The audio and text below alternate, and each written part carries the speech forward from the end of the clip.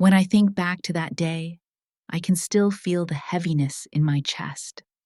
It was the day of my husband's funeral. The sky was gray, and the rain fell softly, as if the world itself was mourning with me. I remember standing by the window, watching the raindrops slide down the glass, each one carrying a memory of the life I had shared with him. My name is Mira. I am a mother, a grandmother, and for 34 years, I was a wife. My husband, Ravi, was my partner in everything. We built a life together, raised 2 children, and faced many storms, both big and small. I thought I knew him better than anyone. I thought I knew every secret he had ever kept. But on the day I said goodbye to him, as I stood in a room filled with family and friends, I received a message that would change everything I believed. It was a simple note, slipped into my hand by someone I did not recognize. The words were written in his handwriting, unmistakable and familiar. I am still alive. Trust no one. For a moment, I could not breathe. My heart pounded in my chest, and the world seemed to tilt. I looked around the room searching for answers, but all I saw were faces filled with grief. I wanted to scream, to demand the truth, but instead, I smiled. I smiled because I did not know what else to do. That was the moment my life split in two. There was the life I had known, and the life that waited for me on the other side of that message. This is the story of how I learned that even the people we love most can carry secrets deeper than we ever imagine. It is a story of trust, of betrayal, and, in the end, of forgiveness. If you have ever felt the ground shift beneath your feet, if you have ever questioned everything you thought you knew, then perhaps you will understand what I went through. I share this story not to find sympathy, but to offer a piece of my heart to anyone who has ever felt alone in their confusion. Sometimes the truth is not what we expect. Sometimes it is even harder to accept. But in the end, it is the truth that sets us free. Let me take you back to the beginning, before the secrets, before the doubts. Our home was a small 2-story house on the edge of a quiet neighborhood. The walls were painted a soft cream, and the kitchen always smelled of spices and fresh bread. Ravi loved to cook, and I loved to watch him, his hands moving with practiced ease as he prepared our meals. We met when I was just 23. I was shy, uncertain of myself, and he was the kind of man who made everyone feel at ease. He had a gentle smile and a laugh that filled the room. My parents approved of him immediately, and within a year, we were married. Our early years were simple. We did not have much, but we had each other. Ravi worked as an accountant, and I stayed home with the children. Our son, Arjun, was born first, followed by our daughter, Priya, 2 years later. They were the center of our world. I remember the way Ravi would come home from work, tired but always smiling. He would scoop the children into his arms, spinning them around until they squealed with laughter. In the evenings, we would sit together at the kitchen table, sharing stories about our day. Sometimes, we would argue about small things, money, chores, the children's grades, but we always found our way back to each other. As the years passed, our lives grew busier. The children grew up, went to school, made friends. Ravi worked long hours, and I found part-time work at the local library. Still, we made time for each other. Sunday mornings were sacred. Pancakes, music, and long walks in the park. Our family was not perfect. We had our share of struggles. There were times when money was tight, when tempers flared, when misunderstandings lingered longer than they should have. But through it all, I believed in the strength of our bond. I believed that love was enough. Ravi was a quiet man, but he had a way of making everyone feel seen. He listened more than he spoke, and when he did speak, his words carried weight.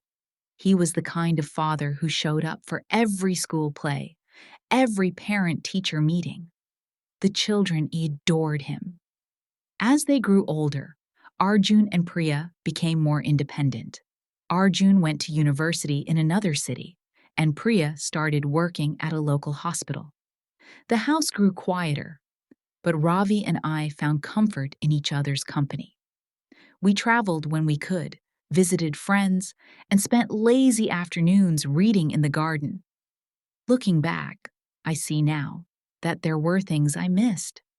Small moments when Ravi seemed distant, lost in thought.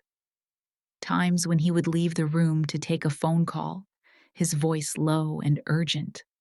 I told myself it was work, that he was just tired. I did not want to believe that anything could be wrong. Our children married and started families of their own. Arjun moved to Canada with his wife, and Priya married a kind man named Samir. They gave us 2 beautiful grandchildren who filled our home with laughter once more. In those years, I felt content. I believed that we had weathered the storms of life and come out stronger. Ravi and I grew older together, our hair turning gray, our steps slowing. We celebrated our 30th anniversary with a small party, surrounded by family and friends. I remember that night so clearly. Ravi held my hand as we danced in the living room, the music soft and sweet. He looked at me with a tenderness that made my heart ache. "We've had a good life, haven't we?" he whispered. "Yes," I replied, my voice thick with emotion. "We have. If only I had known then what was coming. If only I had seen the signs.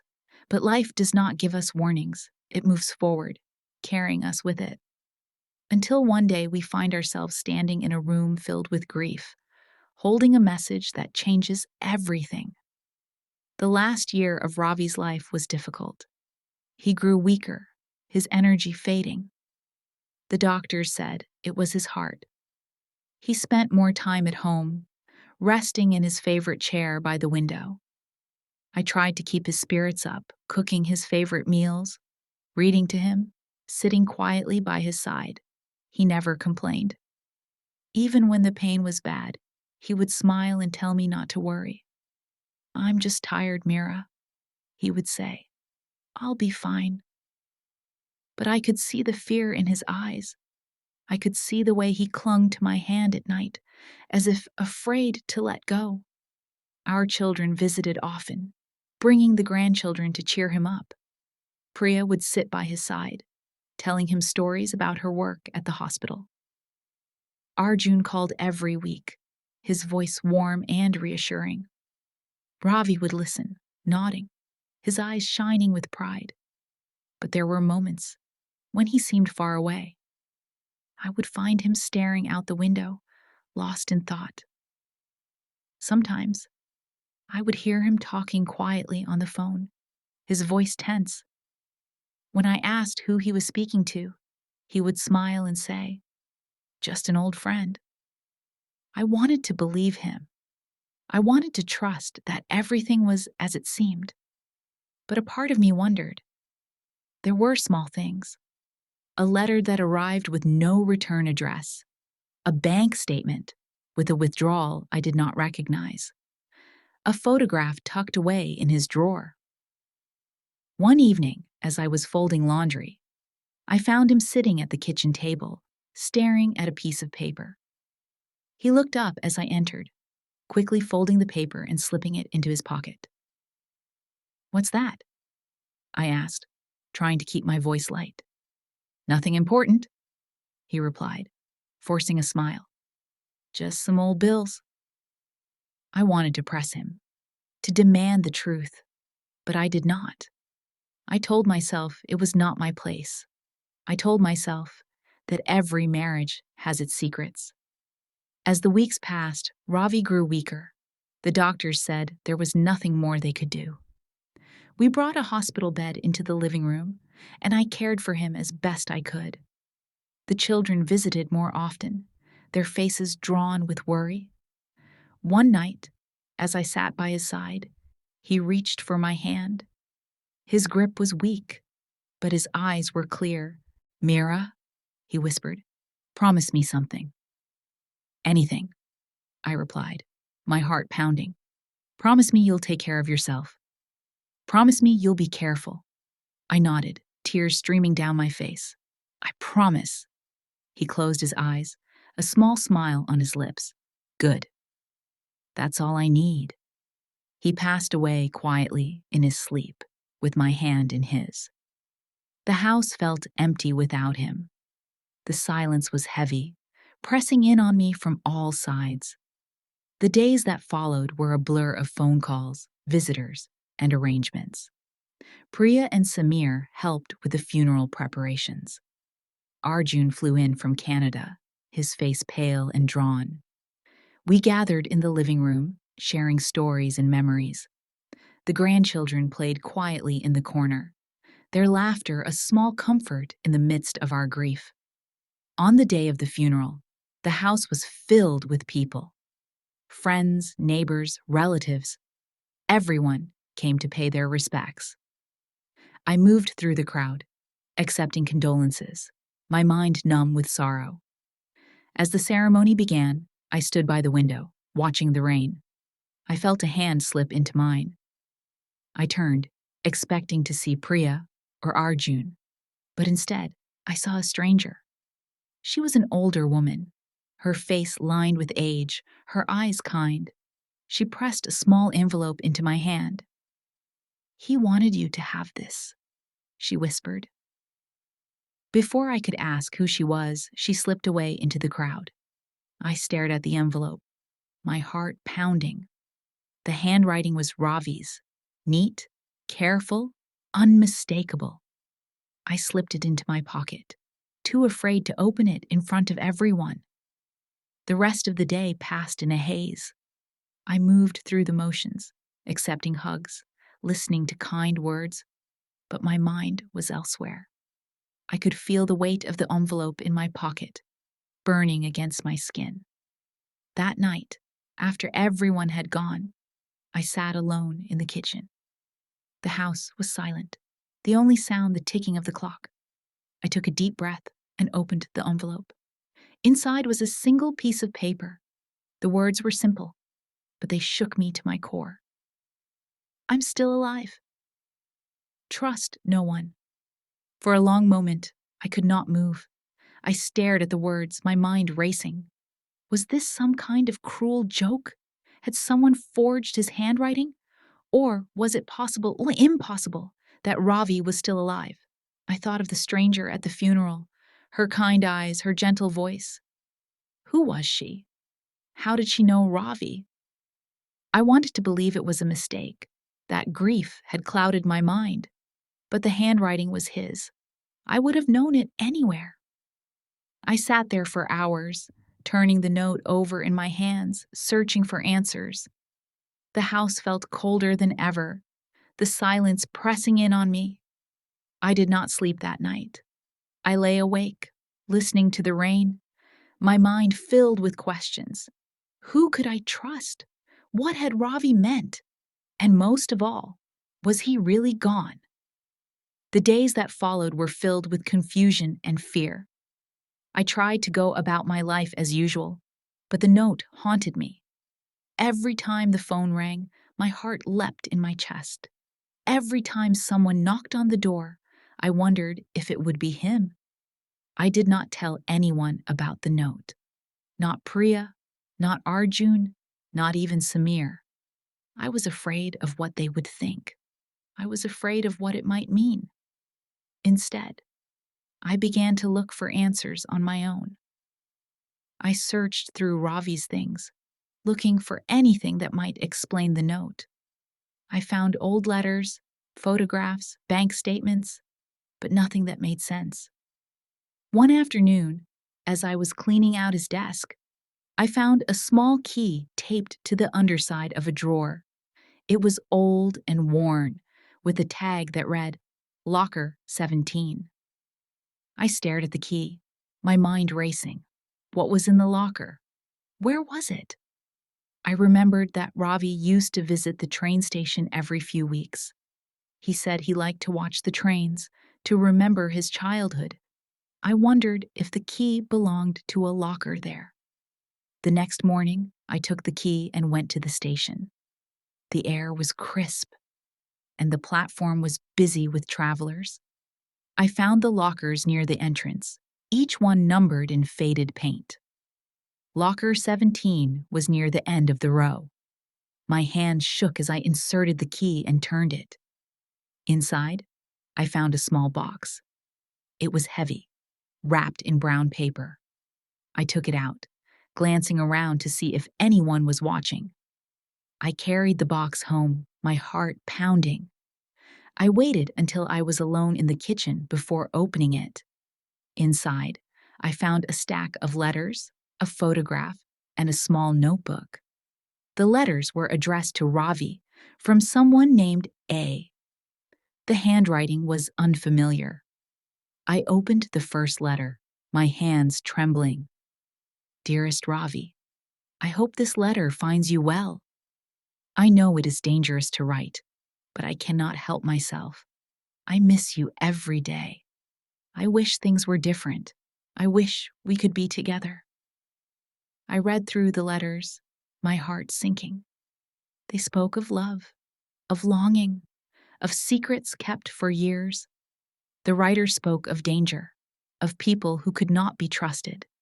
The photograph was of Ravi, younger, standing with a woman I did not recognize. They were smiling, their arms around each other. The notebook was filled with notes, dates, and names. Some of the entries were in code, others in plain English. There were references to meetings, to money, to threats. I sat back, my mind reeling. Who was this woman? What had Ravi been involved in? Why had he kept this from me? I wanted to believe it was all a mistake, that the letters were from before we met. But the dates were recent, just a few years ago. I felt a wave of anger, of betrayal. How could he do this to me? How could he keep such secrets? But beneath the anger was fear. The letters spoke of danger, of people who could not be trusted. Was I in danger now? Was my family? I thought of the note, trust no one. I realized that Ravi had been trying to protect me, even in his final days. I decided to confront Priya. She was always close to her father, always seemed to know more than she let on. That evening, as we sat in the living room, I showed her the key and the box. She listened quietly as I explained what I had found. When I finished, she was silent for a long time. Finally, she spoke. Mama, there are things you don't know. Things Papa never wanted you to know. What things? I asked, my voice trembling. She looked at me, her eyes filled with sadness.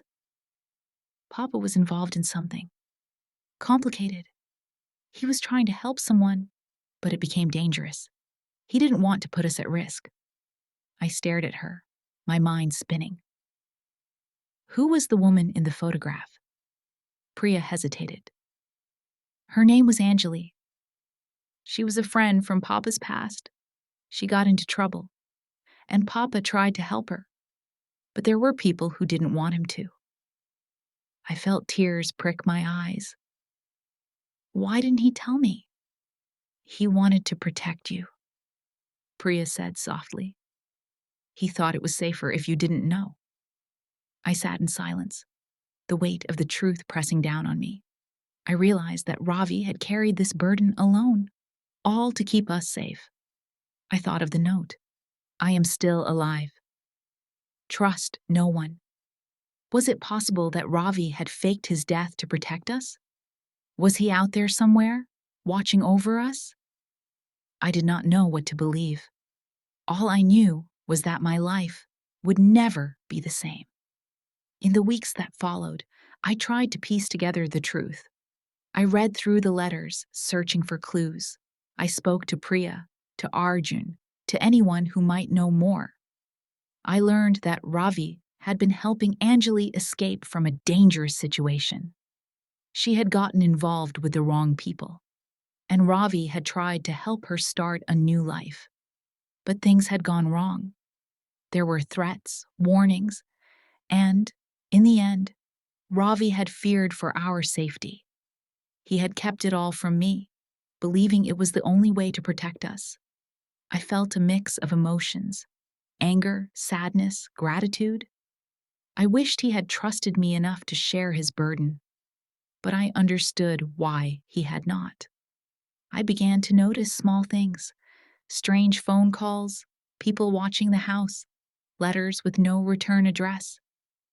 I realized that Ravi's warning was not just for show. There were people who wanted to find him, people who might come after us. I became more careful. I changed the locks, installed a security system, and kept the children close. I did not tell anyone about the note, not even Samir.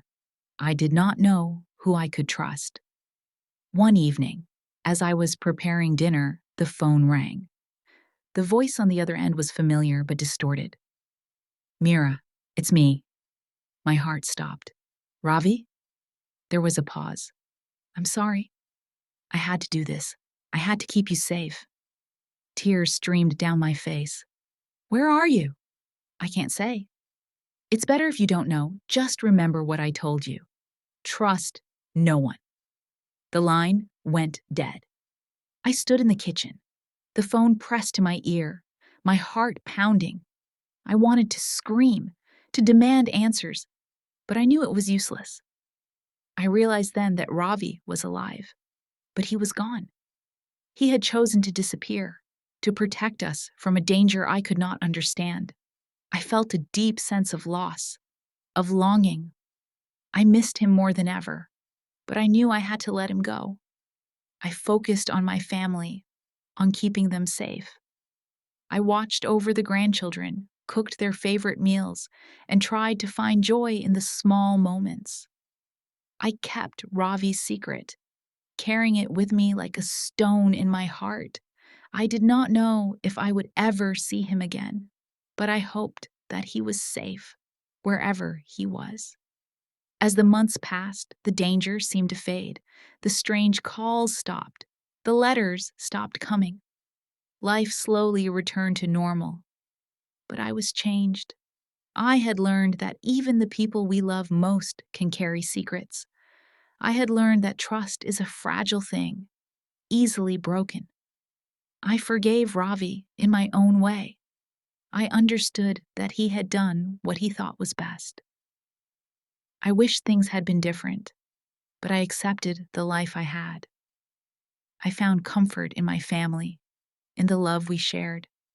I learned to live with the uncertainty, to find peace in the not knowing. Now, as I sit by the window, watching the rain, I think of Ravi. I think of the life we shared, the secrets he kept, the love that endured. I do not know if I will ever see him again.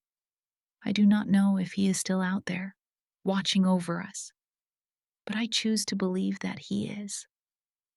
I have learned that life is full of surprises, of twists and turns we cannot predict. I have learned that love is not always simple, that trust is not always easy, but I have also learned that forgiveness is possible, even in the face of betrayal. I have learned that we can find strength in the darkest of times.